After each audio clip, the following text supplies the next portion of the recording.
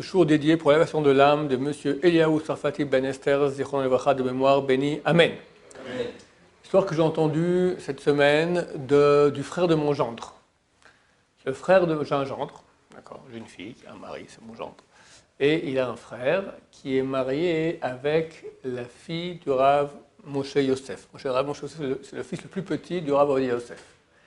Il s'est marié avec la fille. Donc il connaît beaucoup d'histoires sur le Rav Ovadia Yosef inédites. Il m'a raconté une histoire absolument inédite et super intéressante. Alors c'est sa femme qui raconte, elle était encore jeune à la maison. Et tard le soir, vers 11h comme ça, on tape à la porte. Elle va ouvrir, elle voit une vieille dame. Elle dit, je dois voir le Rav d'urgence. Et il faut comprendre que le Rav Moshe Yosef, c'est lui qui s'occupe du Rav Ovadia Yosef. Donc à la fin de sa vie, pendant quelques dernières années, ils vivaient ensemble dans la même maison. Donc la petite fille du Rav Ovadia Yosef va ouvrir la porte et il y a une vieille dame qui dit, je dois voir le Rav d'urgence. Je dis, il est très tard madame, c'est plus les heures où le Rav reçoit, non mais je dois le voir d'urgence.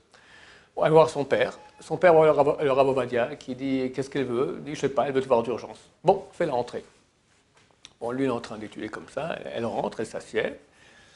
Et il la regarde, elle le regarde, elle ne dit rien.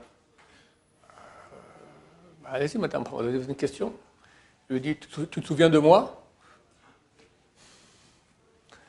Non. Tu ne te souviens pas de moi? On a fait un chidour ensemble.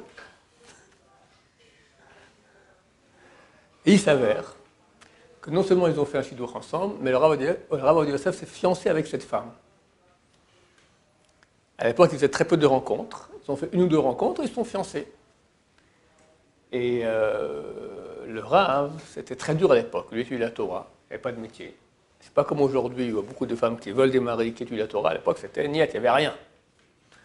Dans le monde ashkénaze, je me souviens, un des grands de la Torah, je crois que c'est Rav Shimon Shkop, il a demandé à son Rav, il a le choix entre une femme qui mange non cachère, la viande non cachère, ou Mechalel Shabbat. Qu'est-ce qui est pire? C'était très très dur.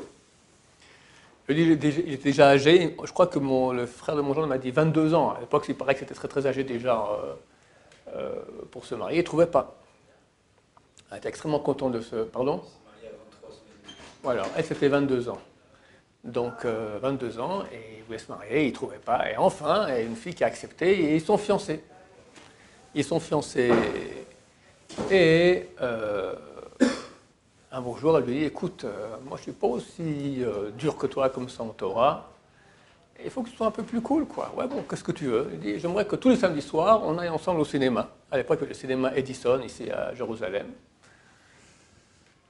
Alors, le Rav, il n'a pas su quoi répondre. Il est voir son Rav, le Rav Ezrati. Lui non plus, il a dit, écoute, je ne veux pas trancher, parce que c'est très dur aujourd'hui. Je sais que tu veux te marier, qu'il n'y a pas de femme, c'est très compliqué, le marché est dur.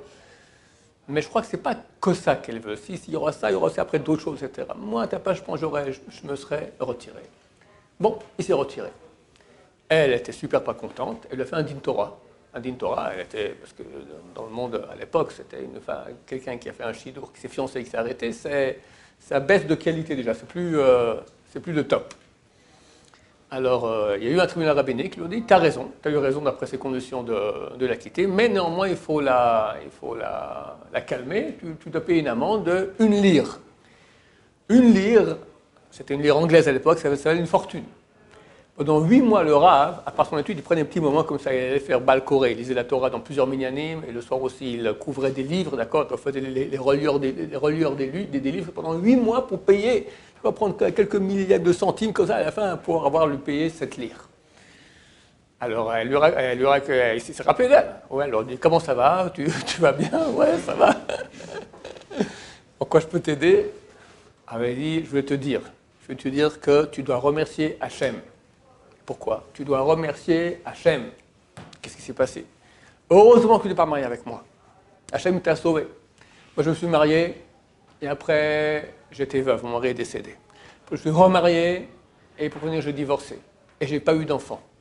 Et on a fait toutes sortes de soins, etc. Les médecins m'ont dit, madame, si vous aurez des enfants, j'aurai des cheveux qui vont pousser sur la paume de ma main.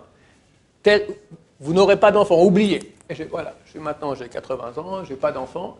Heureusement que tu n'es pas marié avec moi. Sinon, tous tes enfants, tu n'aurais ni le Rabbi Yitzhak Yosef, ni le Rabbi Yaakov Yosef, ni le Rabbi Moshe Yosef, ni le Rabbi David Yosef, ni le Rabbi Ram Yosef, tout ça. Il y a eu 11 enfants, le Rabbi Yosef, d'accord? Tu n'aurais rien eu. Donc remercie Hachem que tu t'es pas marié avec moi. Et le Rav, il a tellement pleuré quand il a cassé son fiançailles. C'était terrible pour lui. Il dit, comment je vais faire pour me marier? Je veux me marier, il n'y a pas de femme, etc. Et nous, on ne se rend pas compte. Nous, dans notre vie, des fois, on croit que Dieu nous fait, mais pourquoi Dieu, tu m'as fait ça? Pourquoi tu m'as fait ça? Ça allait bien, ça aurait pu aller comme il faut. Pourquoi tu me fais ça? Des fois, on attend pour finir une année encore, on veut se marier. À la fin, on trouve quelqu'un, ça va, et boum, pour finir, ça ne marche pas. On ne comprend pas. Tu crois que Dieu se moque de toi? Tu crois que Dieu, il veut ton mal? Impossible. Dieu veut toujours notre bien. Il faut avoir confiance en Dieu, et des fois, beaucoup plus tard, on comprend. Et là, le Rav, il a compris, il avait quel âge? 90 ans à l'époque, quand il a compris ça. Des fois, on ne comprend même pas dans ce monde. Il faut attendre d'arriver en Olam Haba. Mais est-ce qu'on va suspecter que Hachem fait des choses qui ne sont pas droites, qui ne sont pas bien, qui ne sont pas bonnes pour nous? Il faut comprendre qu'on ne comprend pas. Que ce qu'on voit, nous, de l'image générale, c'est un petit millimètre de rien. Et des fois, Dieu sait très bien que ce qu'il fait, c'est très bien pour nous. Toujours, il le sait. Nous, on doit avoir confiance en lui. Alors que Dieu nous aide à avoir confiance en lui, savoir qu'on doit le remercier, même si on ne sait pas pourquoi on le remercie, parce que tout ce qui nous arrive est toujours pour notre bien. Baruch Adonai, l'olam, amen, amen.